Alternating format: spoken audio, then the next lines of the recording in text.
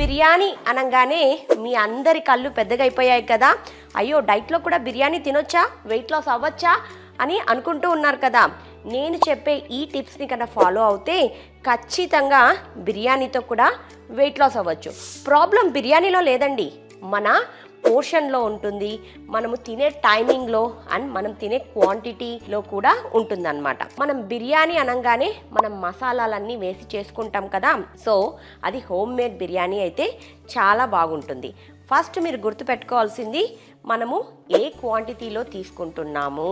చాలామంది ఒక full plate biryani తినాలని అనుకుంటారు, అది పెద్ద తప్పు.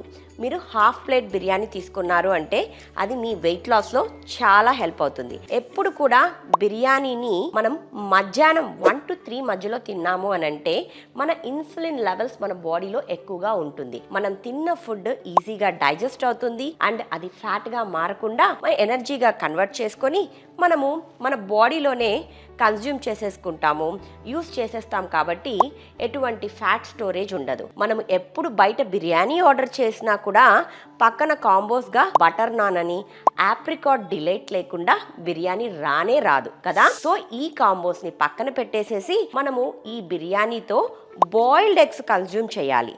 అలా బాయిల్డ్ ఎగ్స్ రైతా పెట్టుకొని తిన్నాము అంటే మనము మన వెయిట్ లాస్లో చాలా హెల్ప్ అవుతుంది.